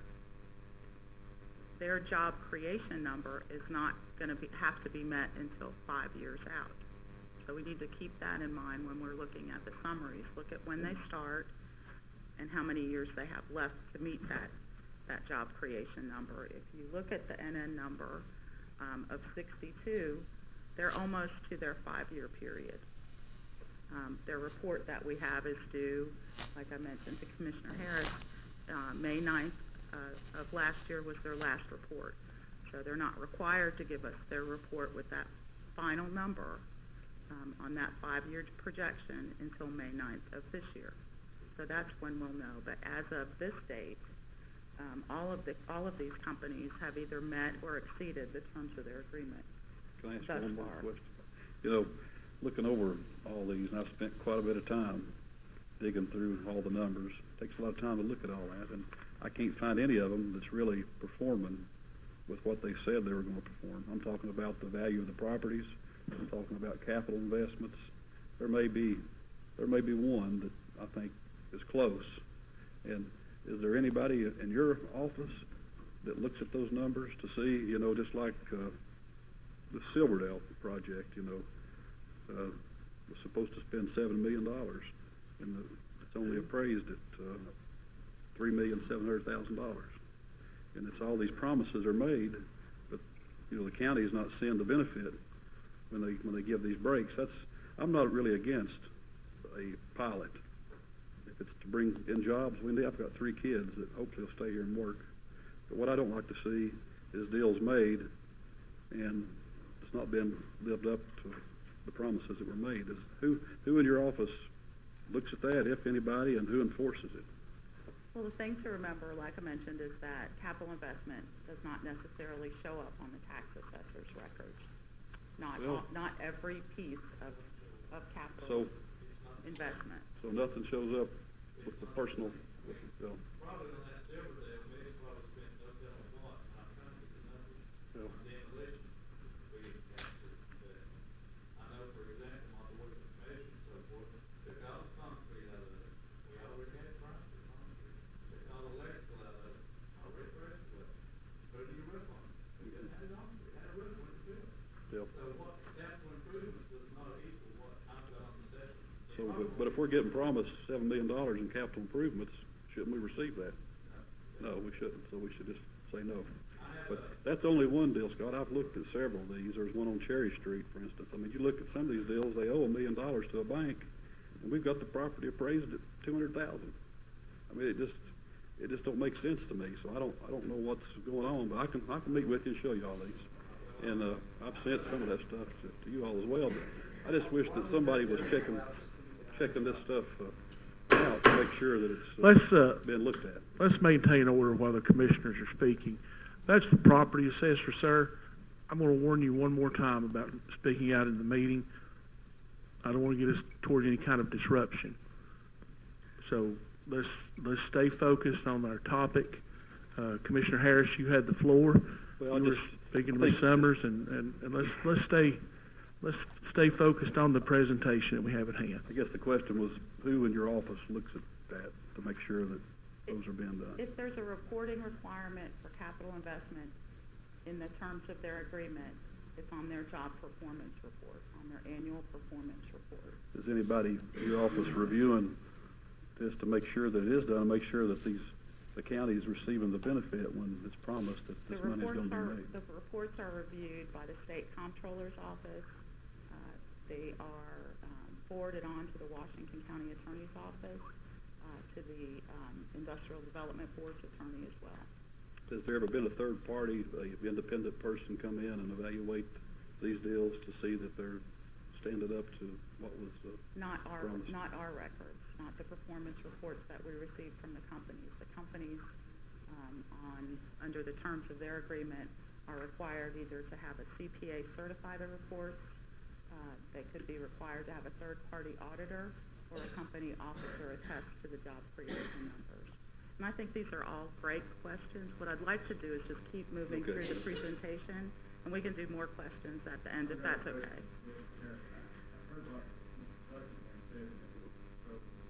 Your mind, you've got a building, you have to tear the roof off, put a new roof on it, so it doesn't increase the value of the building. You don't think that qualifies as capital investment? What I'm saying, Commissioner, is when somebody promises in one of these deals that they're going to invest $7.5 million on a piece of property, and when you go look at the tax appraisal on it, and it's appraised at a little over $3 million, and they owe almost $7 on it, there's a problem somewhere. You know, there's a problem. We need to get the value out of those properties, you know. $3 million, $7 million to the roof on it. Me, in my mind, that ought to count as an investment. If you put a new roof on, that's going to improve the value of your property. Well, I hear what. Well, you may spend $1 million on a new roof, but it doesn't translate. It may not be $1 million, Improve but value. there's value there. And I think we have to remember that if, that one example cited, if money was spent on concrete, Well, there's they several. bought that concrete at Transit Mix or Summer Taylor or. That's not the only example I have, Commissioner Blum. I can go through a whole list of them. There's several. Yeah. Correct, Madam Comment? Correct. And I want to comment about this project. This project came online after we appraised it. So this reappraisal here will catch. I don't know what it'll be yet, but this is the first reappraisal since this came online. I'm assuming it will catch a lot of stuff up this time, well, a lot of stuff probably. But, what you spend in capital investment does not equal the value of this. Thank you, Mr. Buckingham. Ms. Summers, will you? When we had the workshop, I asked, of course, the letter, we had some specific recommendations to policy about how to judge whether pilots are successful. And even that's just a huge challenge, and it's been really, really hard for anyone, anywhere, to come up with a hard, fast way to say, this is a measure that has been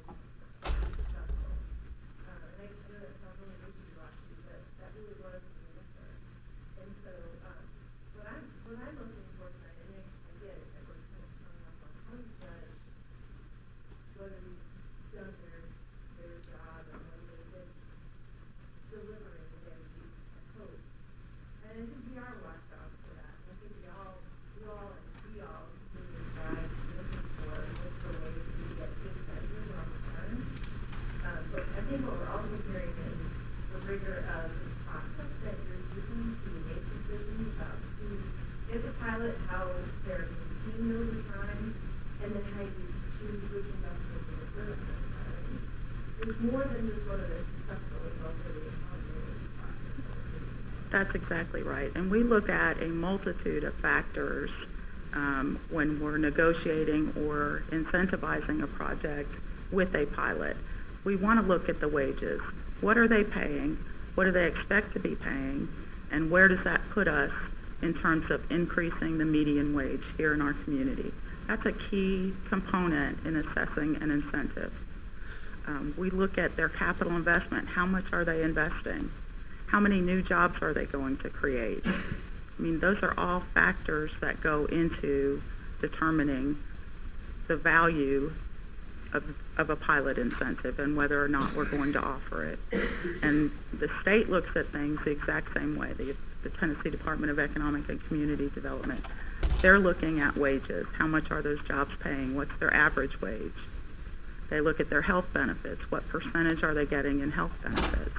They look at the new job creation. How many new jobs are they projecting over a 5-year period? And how much in capital investment are they going to invest in Tennessee? We're looking at the exact same things that the state is looking at in the exact same way on a 5-year projection. So we're keeping everything level with the way that our partners in economic development are looking at projects as well.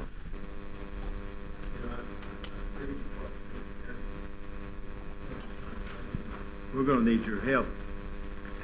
You know, how do we know if we're getting the return on our investment for the taxpayers? A complicated issue. We're going to need your help to see if we are, and are they living up to the terms of their agreement. I think those are all fair questions that need to be answered. And I don't know, Mr. Chairman, if maybe our CIA committee ought to have a workshop to take these individual programs or deals and go through each deal one by one and spend some time just looking into the minutia of each deal. I don't know if that's appropriate or not. Commissioner Krieger, maybe the commission should have an entire workshop, and let's all sit here and hear the same breakdown of these projects all together. And I know there's times that we all can't attend each other's committee meetings and have other commitments.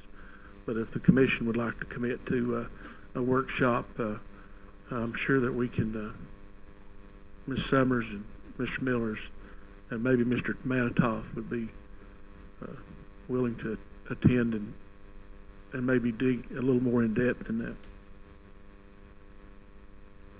Commissioner Wheeler? I think that's a very good idea. I think that's what that will allow us to, as we look forward, if we see a pilot and we feel like we need to talk about the capital investment, we can, we've got to agree, I assume we have to agree to the terms of those tax agreements. So, that may be something that we need to look at.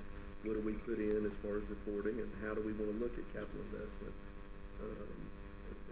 Because it looks to me like I think what I've understood is that in a lot of these, the emphasis has been on the job numbers. Correct. As opposed to the increase in the property tax base. And, those are, which Mr. Miller mentioned early, you look at both of those are goals of them long term, and it may be we want to look more closely at that. But by evaluating all of them and all of us being involved in that, will give us the opportunity to look at those agreements a little sharper when we get them and decide what we feel like is important for the county. I think that original workshop,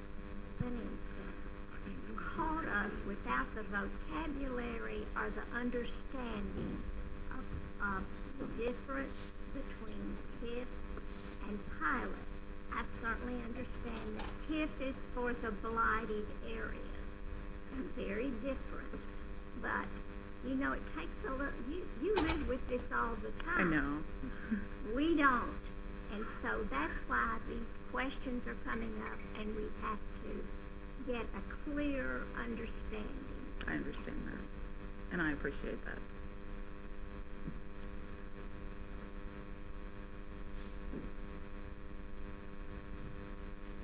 Ms. Summers, if you'll please continue. Thank you very much. Thank you. So we were talking about the the Silverdale project. So this was a competitive expansion project, and it involved a company called Lab Connect. So Lab Connect was in the Johnson City area and was leasing about 15,000 square feet, and they ran out of space. This expansion and renovation at the Silverdale facility enabled that company to move into 54,000 square feet. The pilot that was done on that particular project was a 5-year pilot that began in 2017 and was scaled at 20% increments. Their annual reports are due June 30th of each year. They've filed 2 reports so far, and they have a total of 80 new jobs that have been created. Their projection on that over that 5-year period was 101. So they've got several more years in the term of their agreement, that 5-year window, to create that 101 jobs. The next project we're going to talk about is LPI. This was a competitive recruitment project. We were competing with Florida and other areas in Middle and West Tennessee for this project. LPI is a great little, I say great little company. They're the #1 hot tub and tanning bed manufacturer in the U.S. They selected Johnson City for their manufacturing facility in 2016, and they moved into a building that's about 286,000 square feet. Their pilot started in 2018. It's a 7-year pilot, and it's scaled kind of wonky. They have 100% abatement the first year, and then it goes 10, 25%, 40%, 50%, 65%, 80%, and then 100%. So in 2025, it's 100% back on the tax rolls. And we also did a pilot on equipment on that project, and that was 5 years in 20% increments. Their annual report is due on June 30th.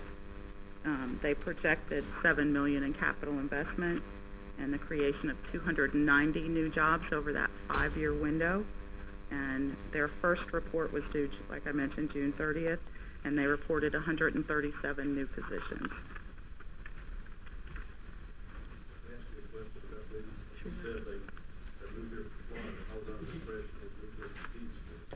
No, we competed with Florida for them. Yes. They came from a facility in Kingsport. They were leasing a 150,000 square foot facility and ran out of space and were landlocked. So they were looking at moving their manufacturing to either Florida or Middle Tennessee. We did not incentivize. You'll notice on that one, the baseline number is 115, I believe. We did not incentivize the 115 jobs. They were in Sullivan County, and we don't incentivize jobs for companies that come in that are our neighbors. Do you know if they have 115 employed there now? I know that they reported 137 new positions on their first report. When was that? That was June 30th.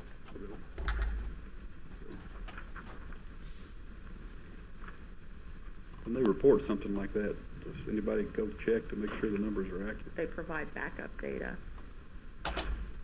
I've been out there several times, and I've never counted more than 60-some cars in the parking lot. And they run one shift. I know we got a lot of questions. I won't ask any more on these, but I just wish that we would check close on them. So this is a picture of the nearly 300,000 square feet that was vacant from 2010 until 2016 when LPI took over the building, and they're now in full production. And then our last one is Mulliken Flooring. This was a competitive expansion project. We were competing with West Virginia and Kentucky for the expansion. Mulliken began operating in Johnson City in 1985, and I think you'll find some of this interesting, that they expanded in 2009 with new product lines. They expanded again in 2012 with the purchase of the new facility. Some of you may recall Mulliken Flooring was located kind of on the outskirts of downtown along State of Franklin and along the rail. And they outgrew that facility and they purchased the Superior Wheels building out on Woodland Road, which kind of doubled their manufacturing space. So they did that back in 2012. And then in 2016, they'd outgrown their space again, and they purchased a building, 126,000 square feet, that was available probably less than 2 miles from their manufacturing facility. The second purchase was on Roland Drive, and they're using that for their warehousing and distribution now. But freeing up the warehousing out of their manufacturing facility enabled them to bring in a couple of new product lines, and they'll be creating about 200 new jobs as a result of that.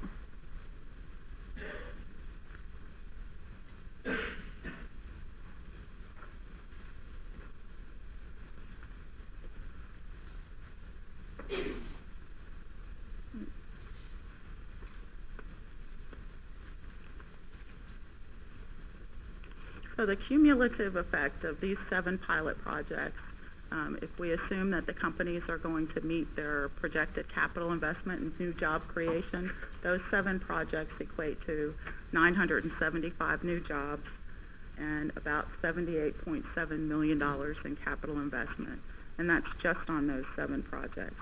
And I'm showing this, this caption with the former governor to kind of give you an idea of how they measure success as well. So the governor measures the total number of new jobs created during his term and the amount of capital investment. That's one way that we measure success, is the new jobs and the CapEx.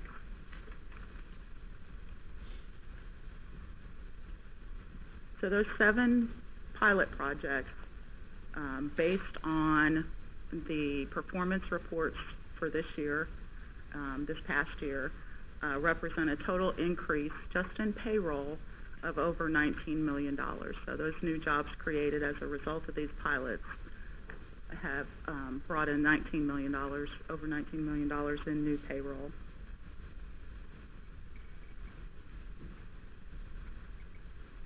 And then how much are we discounting? This was pulled from the Office of the Comptroller.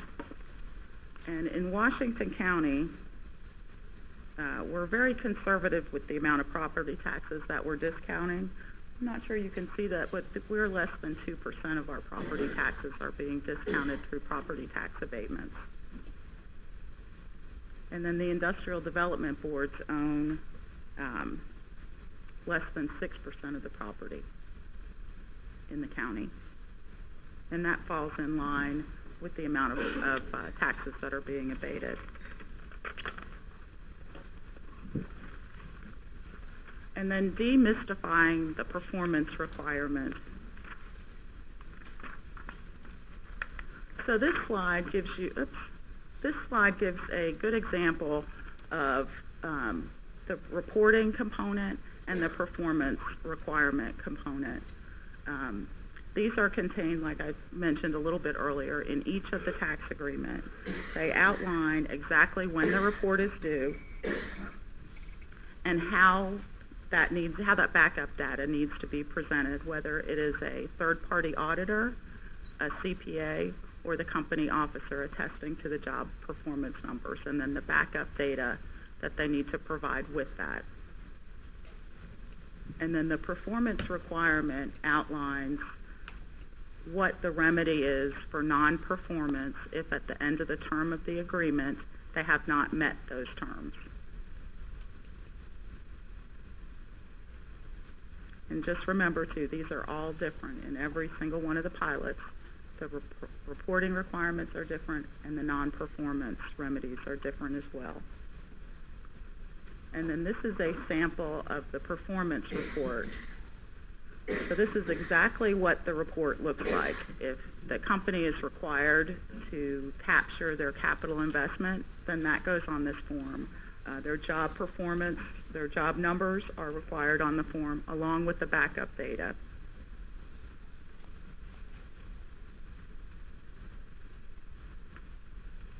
And then in most of the tax agreements, there's a cost-benefit analysis.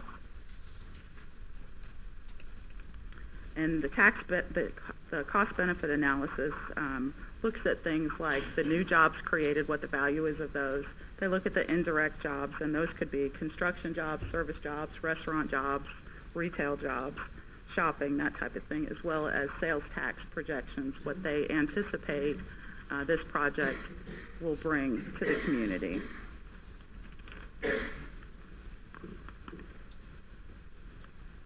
And then what drives the deal? So it varies by project. So every project is different, and I know you all have got to be tired of me saying that. It involves the availability of sites. Do we have a site? Do we have a shovel-ready site? Do we have a site ready to build on?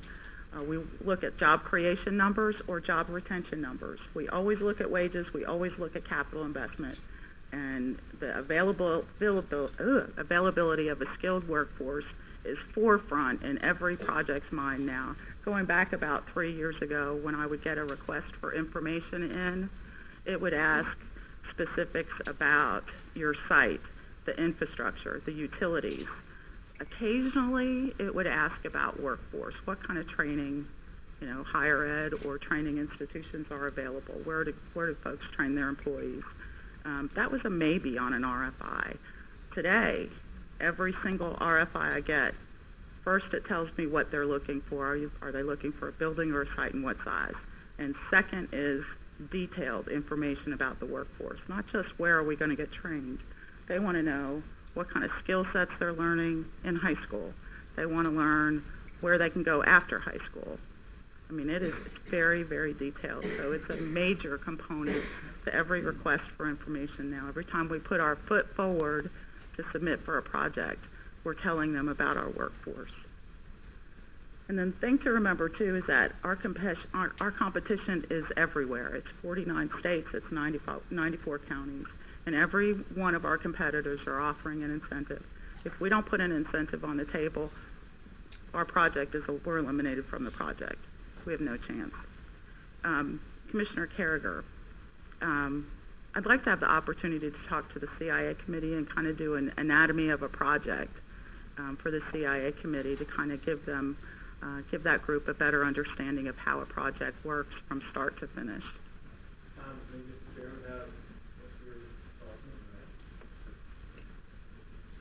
There again, I don't know.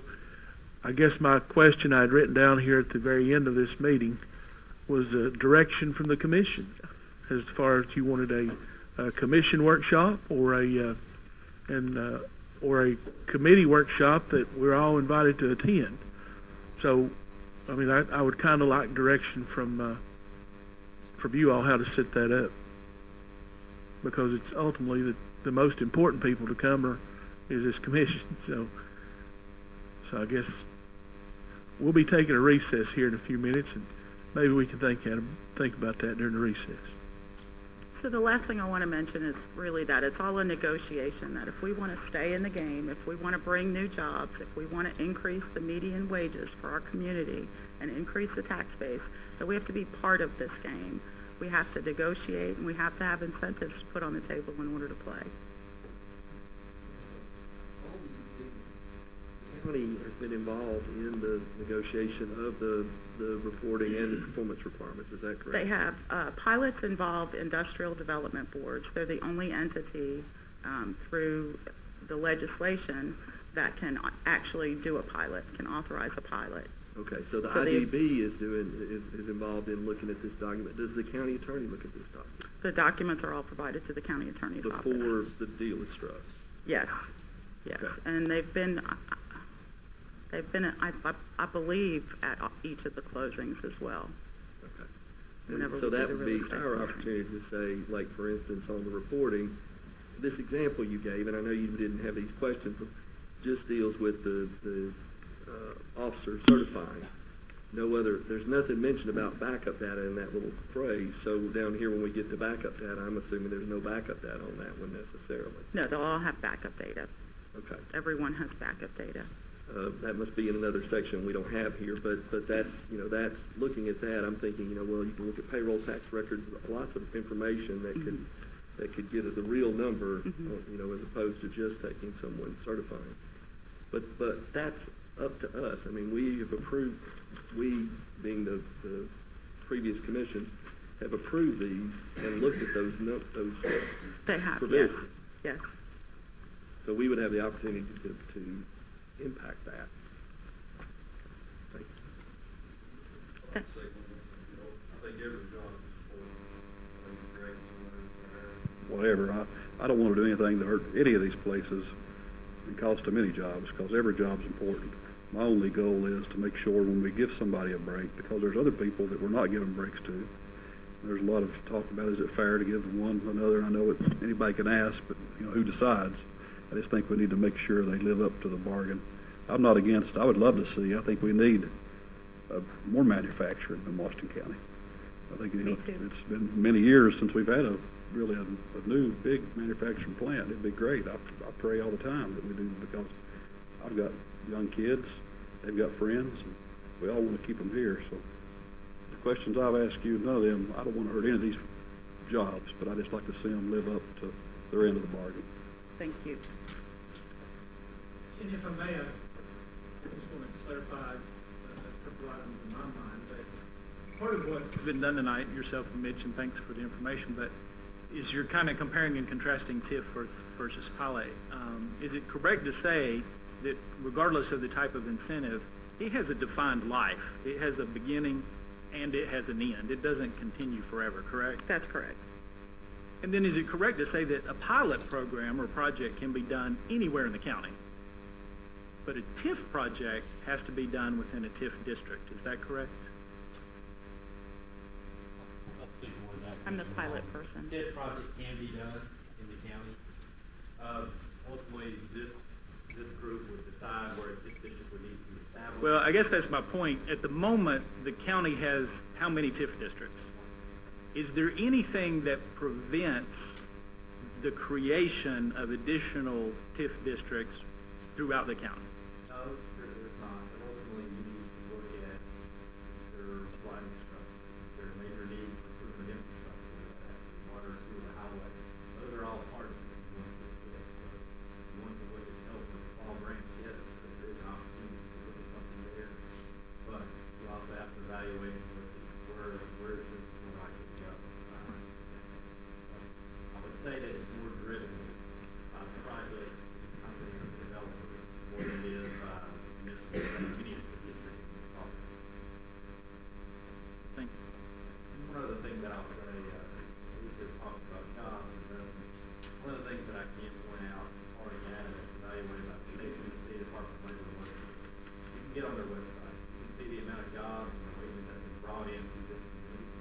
A lot of that is the work that Alicia has done, but also we have spin-off jobs. So it really talks about $62 million in wages in Washington County. That's not a number we're going after. That's a hard number that you can see in the state website and understand that is value to economic development. Before you go to the Jobs.Tennessee.com is the website where you can see what jobs and pop up. There's a data set for any county in the entire state. You can even compare counties and see how Washington County is stacking up with Orange County. There's a bunch of data that goes back a really close. that's where you get the numbers, and we increased $3,000 in the past 7 years. And it's jobs with the number 4, EN. Commissioner, you can also look on the Tennessee Department of Labor and Workforce. I looked at their site, and one thing that stood out to me is 2016 to 2017, job growth in Tennessee statewide was 1.5% job growth in that year, and Nashville job growth was 3.2%. Chattanooga's 2.1%. Our job growth up here was 0.5%.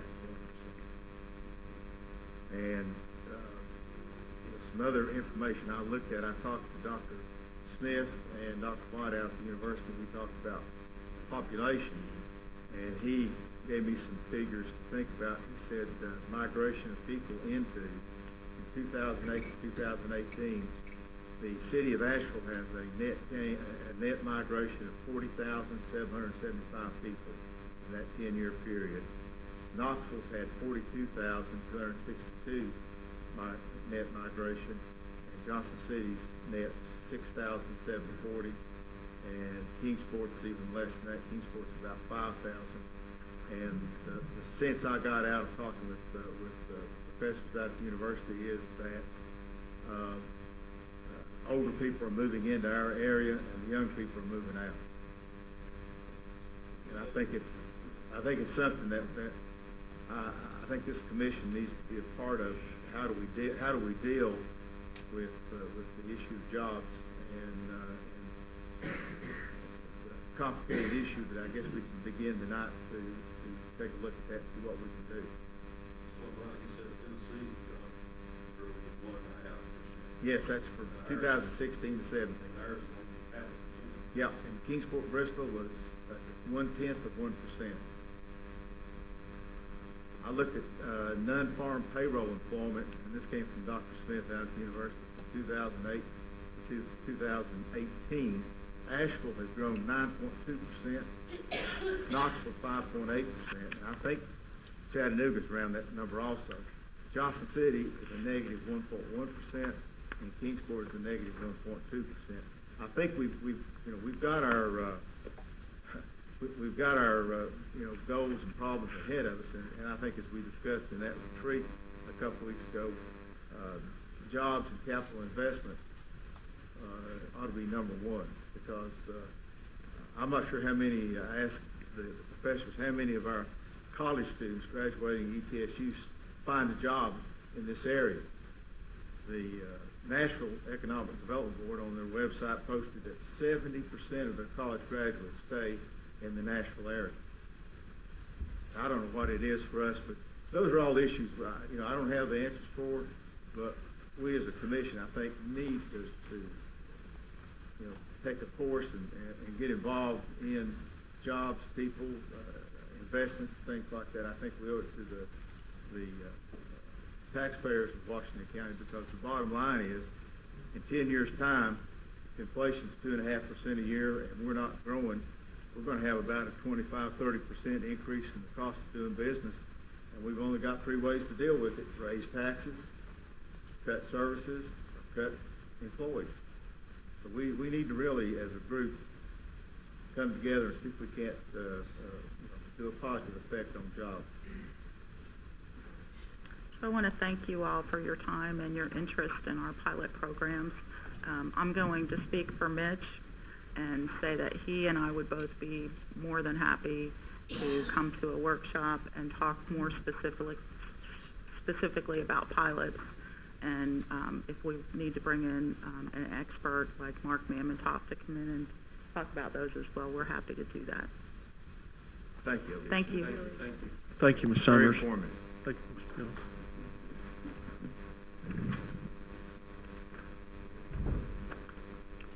Okay, thank you everyone in Net Rep for this review. I think if nothing else, I believe it has drawn attention to the complex nation of pilots, and we all look forward to learning a little more about them.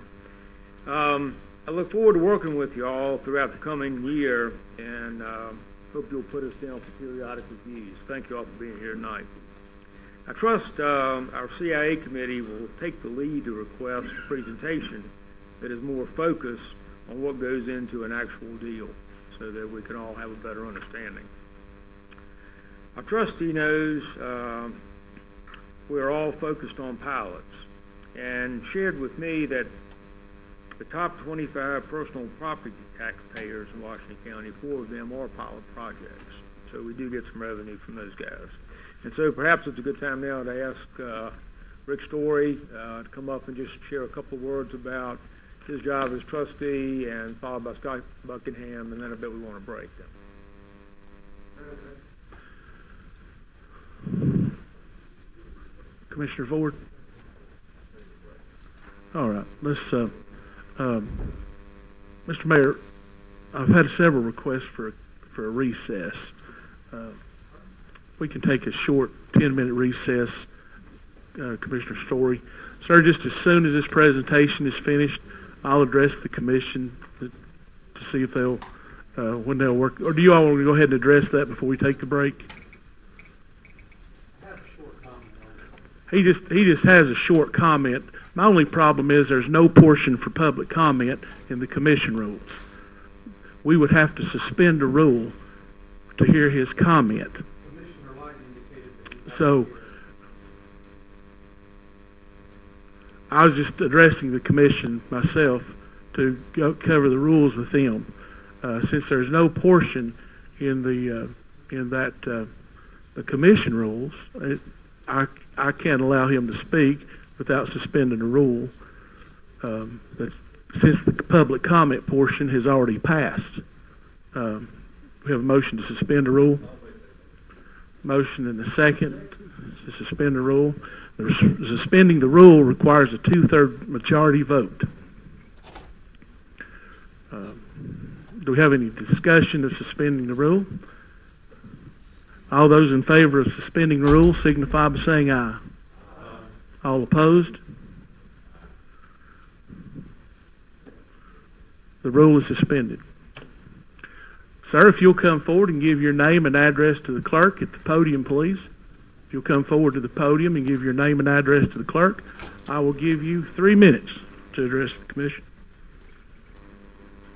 Thank you, Commissioner Matherly, and I would like to I want to ask thank you for your patience. It's just a process. Understood, and I apologize to the commission because I've never been to a commission meeting before. That's okay. It's all right. I would like to know how these organizations... yeah, give me your name David and address. Terry, 3306 Honeywood Drive, Johnson City, Tennessee, a city taxpayer and a county taxpayer. But I would like to know how these organizations who've just presented and involved in representing Washington County and Johnson City, how do they determine the tax incentives? Because I thought, according to Tennessee Code Annotated, that was the job of the county and the city. And as a tax-paying citizen, I'm very interested in how those incentives are determined, and I think the commission might be interested as well. Thank you. Mr. Terry, we have a workshop, hopefully, coming up here pretty soon, and that will be open to the public as well. And be sure and come to that, because I'm sure that we'll all be interested in learning more there. So thank you for your comment. Thank you for commissioners for suspending rule and hearing this gentleman, and we'll take about a 10-minute recess.